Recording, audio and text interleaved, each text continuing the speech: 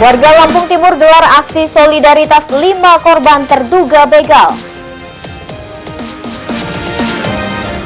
Bupati Lampung Selatan Zainuddin Hasan sidak pelayanan KTP elektronik.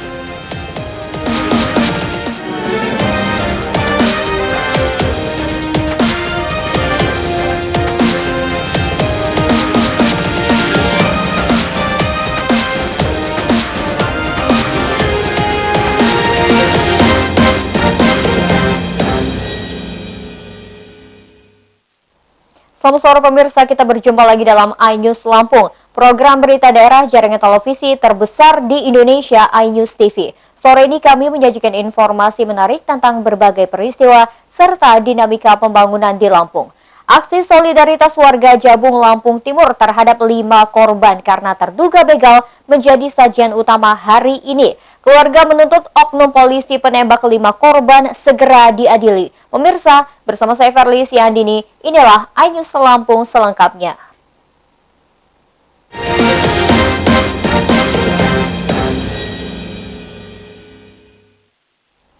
Warga Lampung Timur menggelar aksi Jabung Berkabung di Tugu Adipura, Kota Bandar Lampung.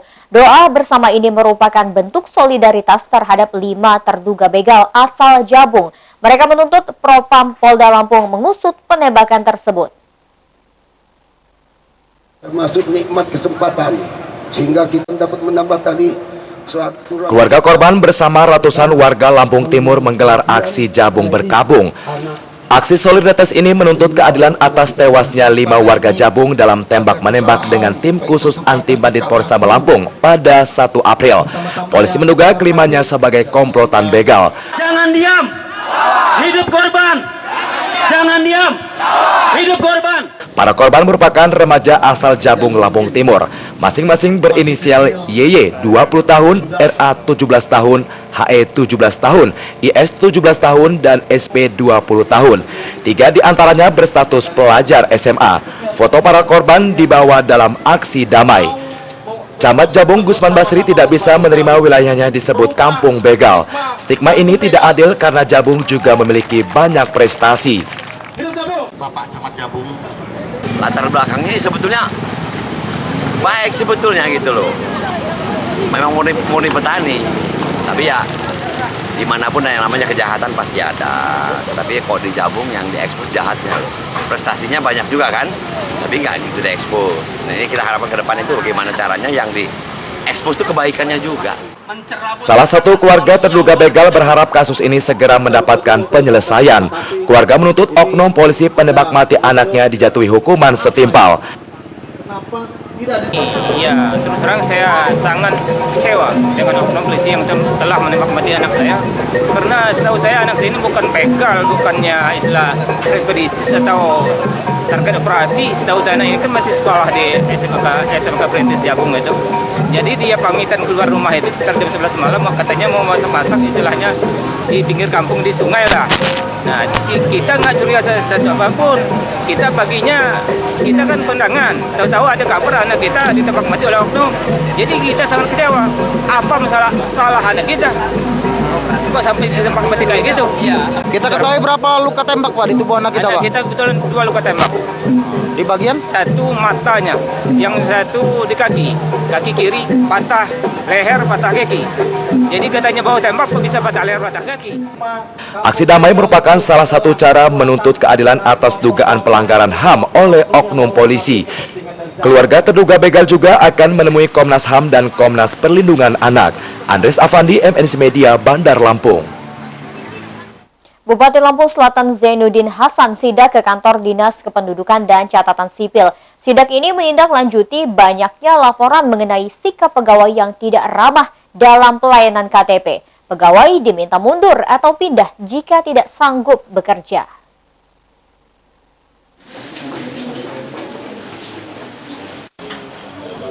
Bupati Zainuddin Hasan inspeksi mendadak sidak ke kantor Dinas Kependudukan dan Catatan Sipil di Dukcapil bersama sejumlah pejabat. Bupati mengecek pelayanan KTP elektronik termasuk operator perekaman hingga pencetakan. Banyak warga Lampung Selatan mengadu lewat media sosial mengenai pelayanan KTP tidak memuaskan. Pegawai Disduk Capil cenderung tidak ramah dan acuh tak acuh. Pelayanan KTP elektronik terhambat kekurangan belangko atau kerusakan peralatan. Pegawai Disduk Capil tak perlu marah-marah kepada masyarakat. Bupati meminta pegawai mundur atau pindah jika tidak sanggup menjadi pelayan masyarakat. Banyaknya pengaduan lewat media sosial, terutama dari Facebook. Ya, tentu saya tanggapi semua secara langsung.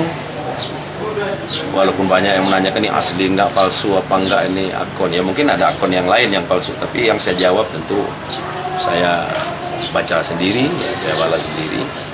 Nah, satu ada dari salah satu masyarakat mengatakan bahwa belangkonya kok nggak ada Pak. Saya bilang coba dicatat namanya, Anda balik lagi foto orang. Besok dia balik lagi, alasan belangko nggak ada, alasan apa?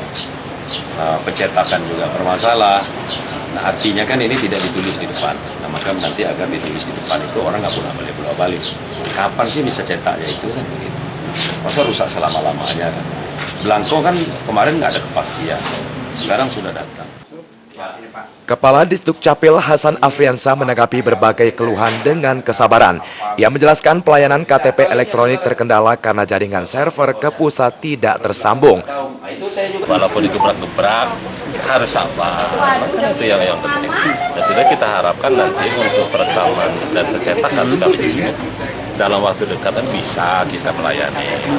Apalagi nanti kita ini tahun 2017 ini kan ada program tidak percetakan tidak hanya di kabupaten, ada 2 titik kita adakan nanti di kecamatan. Yang jauh-jauh ini, dari Nata, Tanjung Bintang, Jati Agung, di mana titik yang terdekat antara mereka. Sehingga itu yang nanti akan kita laksanakan. Ini kan belangko dah dan katanya tidak bisa dicetak. Itu masalahnya apa? Masalahnya itu karena pusat belum connect dengan daerah. Bukan Lampung Selatan aja, se-Indonesia bahkan, kecuali Jakarta, mungkin Jakarta sudah. Pencetakan KTP elektronik Lampung Selatan terhenti sejak akhir tahun 2016. Jika kendala teknis cepat teratasi, pelayanan bisa kembali normal. Sebanyak 50.000 KTP elektronik siap dicetak. Heri Fulistiawan, NNC Media, Lampung Selatan. Ratusan narapidana Lembaga Pemasyarakatan Kota Bumi, Lampung Utara hatam membaca 30 juz Al-Quran secara massal. Pembacaan kitab suci berjamaah ini merupakan rangkaian peringatan Isra Mi'raj Nabi Muhammad SAW.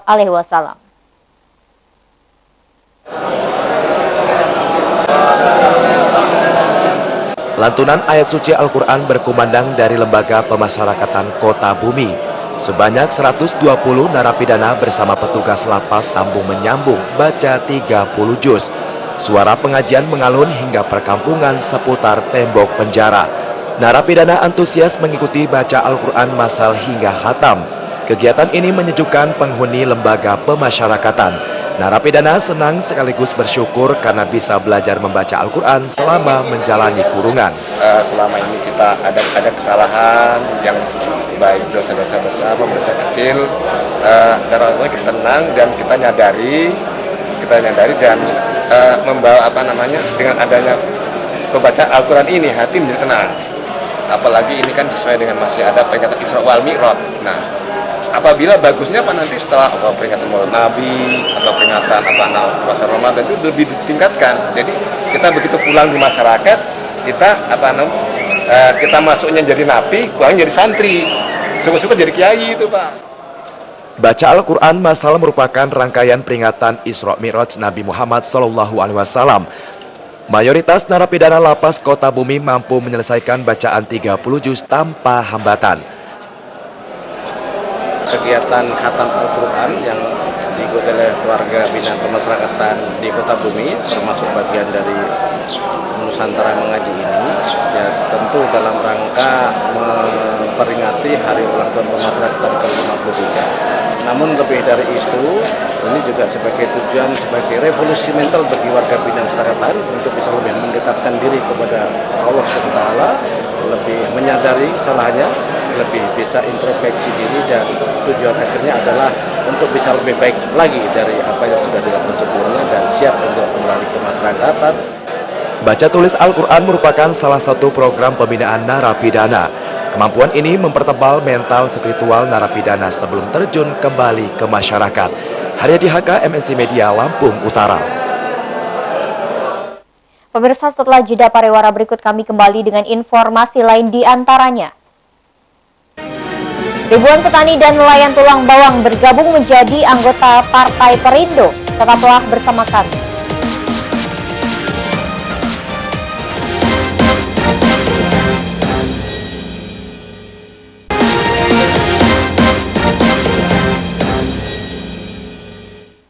Anda masih menyaksikan iNews Lampung. Gabungan kelompok tani dan nelayan Waidente, Kecamatan Dente Teladas, Tulang Bawang, bergabung menjadi anggota Partai Perindo. Penggabungan ini karena tertarik dengan visi misi kesejahteraan Perindo. Mereka siap memenangkan Perindo pada pemilu 2019.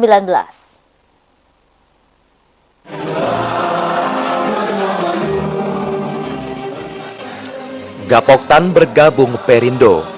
Gabungan kelompok tani dan nelayan Gapoktan Waidente bergabung dengan Perindo dalam konsolidasi DPD Partai Perindo Tulang Bawang.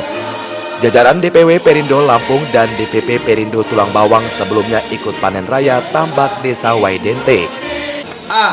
Kami menyatakan bergabung dan menjadi anggota Partai Perindo Persatuan Indonesia di bawah kepimpinan 1. Ketua DPW Partai Perindo Provinsi Lampung Bapak Joli Sanggam SE. 2. Ketua DPD Partai Perindo Kabupaten Tulang Bawang Bapak Edi Maulidi. B. Kami siap berjuang bersama Partai Perindo Provinsi Lampung untuk meraih kemenangan pemilu 2019 di Provinsi Lampung, khususnya di Kecamatan Dente Teladas, Kabupaten Tulang Bawang. Gapoktan bergabung karena cocok dengan visi misi Partai Perindo. Program kesejahteraan Perindo menyentuh langsung kehidupan sehari-hari kalangan bawah seperti UMKM. Gapoktan siap memenangkan Perindo pada pemilu 2019.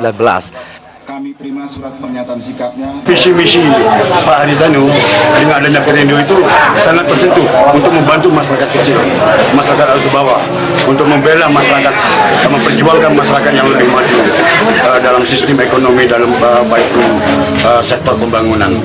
Sehingga kami masyarakat optimisme dan khususnya kami masyarakat warga Waidente Teladas sini, Kecamatan Dente Teladas, Kabupaten Tulang Bawang, memberi dukungan sepenuhnya. Karena apa? Karena kami yakin bahwa Perindo ini ke depan akan lebih bagus. Pak Haritanu bisa membantu benar-benar untuk masyarakat kecil. Ketua DPW Partai Perindo Lampung Joli Sanggam senang atas bergabungnya petani dan nelayan. Penggabungan ini merupakan salah satu keberhasilan konsolidasi DPD Perindo Tulang Bawang. Pertama, kita tunjukkan ke DPC Kecamatan Dente Teladas konsolidasi baik di DPW, DPD dan DPC serta DPS Kecamatan Dente Teladas. Lalu dilanjutkan kembali untuk menerima pernyataan sikap daripada kelompok tani dan nelayan yang ada di Kampung Waidente untuk bergabung kepada Partai Perindo. Kader kalangan petani dan petambak bakal menjadi garda terdepan Perindo karena mereka mengetahui kondisi dan keinginan masyarakat. Para kader berjuang meraih suara sebanyak mungkin. Supriyadi, MNC Media, Tulang Bawang. Tingkat kesadaran masyarakat melakukan sensor film secara mandiri sangat rendah. Terbukti, kebanyakan orang tua membiarkan anak menonton TV tanpa pendampingan. Ketua Lembaga Sensor Film Ahmad Yani Basuki meminta masyarakat menjaga anak-anak dari tontonan tidak mendidik. Rendahnya kesadaran sensor film secara mandiri disampaikan Ketua Lembaga Sensor Film Ahmad Yani Basuki dalam sinkronisasi dan koordinasi kebijakan rencana pembentukan perwakilan lembaga sensor film di Bandar Lampung. Lembaga sensor film bertugas menyensor film bioskop, televisi maupun media sosial. Karena perkembangan teknologi begitu pesat, masyarakat leluasa mengakses film tanpa sensor. Ahmad Yani Basuki mendorong masyarakat melindungi anak-anak dari pengaruh negatif tontonan televisi. Anak-anak butuh pendampingan selama menonton. Orang tua perlu memahami klasifikasi tontonan sesuai usia. Tidak semua tontonan mendidik atau sesuai budaya bangsa. Fakta-fakta di lapangan berangkat dari pemberitaan-pemberitaan dan kenyataan-kenyataan yang ada bahwa masih banyak masyarakat yang belum cukup pada kesadaran untuk menonton film-film sesuai klasifikasi dan batas umurnya. Bahkan banyak juga yang tidak memahami atau juga tidak peduli bahwa film itu sudah melalui sensor atau belum. Bahkan juga tidak banyak yang juga tidak memahami bahwa proses sensor itu sudah menetapkan film itu dalam 4 kelompok. Semua umur 13 tahun ke atas, 17 tahun ke atas, dan 21 tahun ke atas. Sinkronisasi dan koordinasi lembaga sensor film menghadirkan pembicara Profesor Dr. Fauzi Nurdin dan Dr. Imam Suhajo. Fajar Magetan, MNC Media, Bandar Lampung.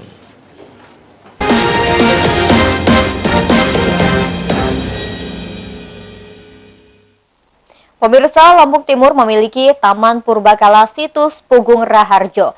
Objek wisata sejarah ini mengandung peradaban 3 zaman. Jejak peninggalan Purbakala ternyata begitu eksotis. Pemkab Lampung Timur menjadikan situs ini sebagai destinasi wisata unggulan. Ya pemirsa, informasi tersebut sekaligus mengakhiri iNews Lampung hari ini. Saya Verly Siandini, selamat Hari Kartini dan sampai jumpa.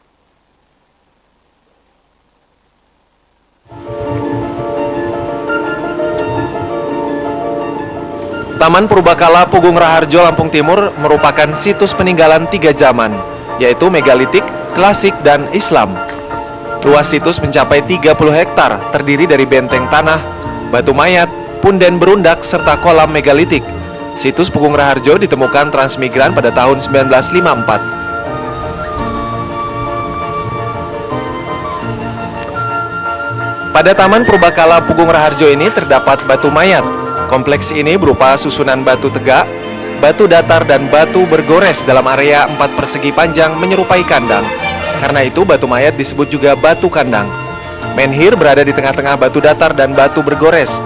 Menhir berbentuk seperti kemaluan laki-laki, melambangkan keperkasaan dan penolak bahaya. Kompleks batu mayat diperkirakan sebagai tempat pemujaan. Situs Pugung Raharjo dikelilingi benteng tanah timur, memanjang 1.200 meter dan sebelah barat 300 meter dengan ketinggian 2 hingga 3,5 meter. Luas benteng terdapat parit sedalam 3 hingga 5 meter. Benteng ini menjadi perlindungan dari gangguan binatang buas atau serangan musuh. Juru rawat Taman Purbakala Pugung Raharjo, Turwidi, mengakui situs ini terbesar dibandingkan dengan sejumlah peninggalan prasejarah lainnya di Provinsi Lampung.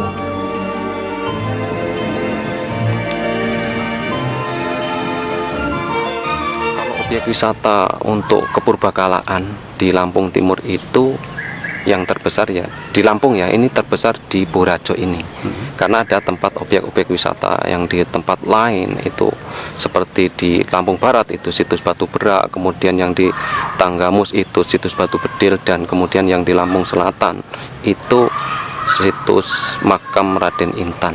Jadi yang terbesar situs itu ya di Lampung Timur itu ya di Purworejo. Situs ini memiliki 13 punden berundak. 7 punden masih terawat, sementara sisanya rusak karena alam dan termakan usia. Ukurannya bervariasi, mulai dari berundak 1 hingga 3. Punden berundak nomor 6 adalah yang terbesar. Punden berundak ini menyerupai piramida. Tempat paling atas dianggap sebagai tempat yang paling suci. Menurut juru rawat situs Purbakala, tradisi megalitik mempercayai punden menjadi tempat pemujaan.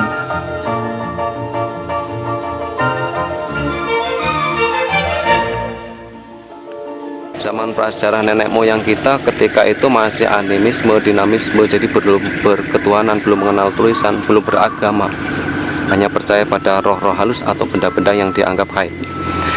Nah, kemudian nenek moyang kita zaman prasejarah itu membuat punden ini sebagai tempat pemujaan, dan tempat pemujaan itu mereka walaupun animisme, dinamisme, jadi sudah mempunyai keyakinan, dianggapnya membuat punden yang tempat yang tinggi itu tempat yang suci, tempat yang dekat dengan Tuhan, seperti itu.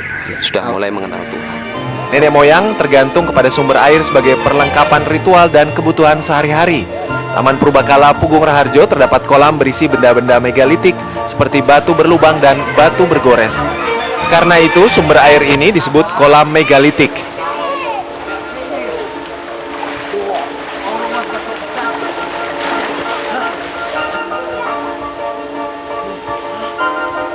Selain sebagai tempat pemujaan pada zaman Megalitikum dan Hindu-Buddha, penganut kepercayaan juga masih memanfaatkan air kolam sebagai bagian dari ritual. Kolam megalitik ini mempunyai mitos membuat awet muda dan menyembuhkan berbagai macam penyakit. Supriyono, MNC Media, Lampung Timur.